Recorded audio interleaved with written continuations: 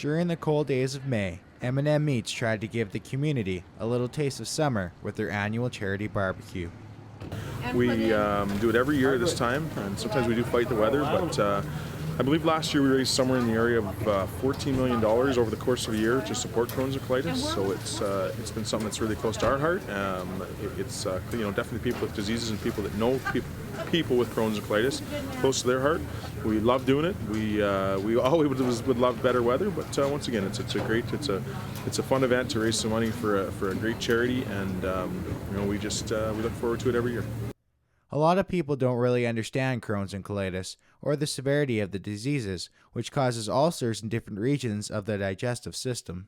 This is often the case for the people who are initially diagnosed with Crohn's or colitis. I was in the hospital for 2.5 months, over 8 months.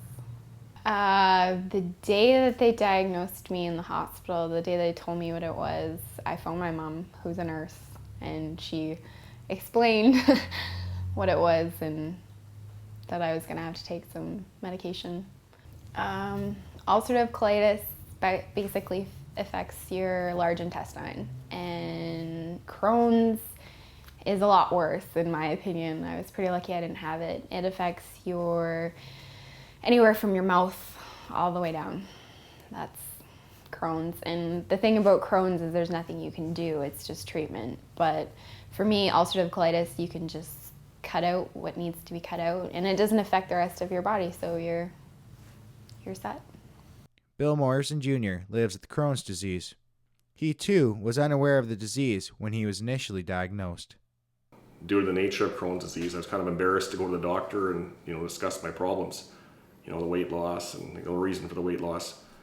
And then I finally got so sick, the air ambulance me at Thunder Bay, and this is on a Friday, and the doctor came in and he said, "Oh, I'm sorry," he goes, "but you have Crohn's disease."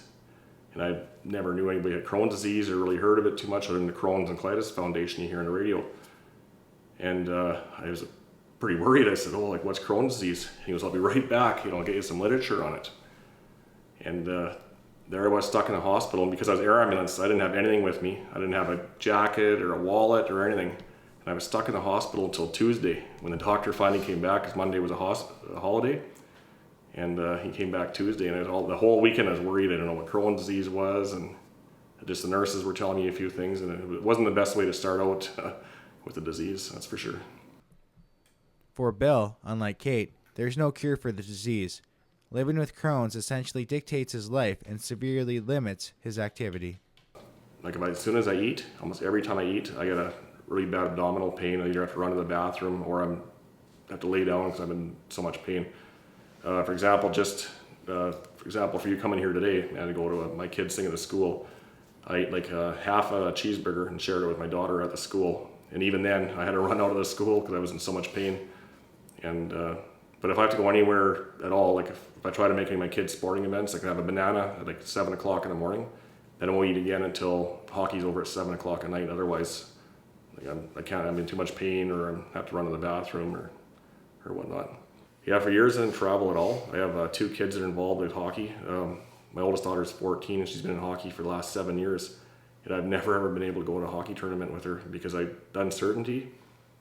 Just last night, I was on my way to bring my kids to soccer, and I happened to be a little bit hungry. I thought, I can eat. And you forget how sick you can get. You can be really sick in the morning, and then all of a sudden you're feeling good. And I had a little bit of food, and all of a sudden I'm terrible pain. And I couldn't take him. My oldest daughter missed soccer, and Tara had to take my youngest daughter to soccer, and I was going to take them. And it's, that kind of stuff, you miss out on so much. I missed out on Christmas dinners, family, Easter, birthday parties, weddings, funerals. I've been going out the door, and all of a sudden I start getting terrible pains, and I'm stuck here, and Tara will usually go alone, or depends on the situation, or she'll stay home. And it's just part of having Crohn's disease. It's just,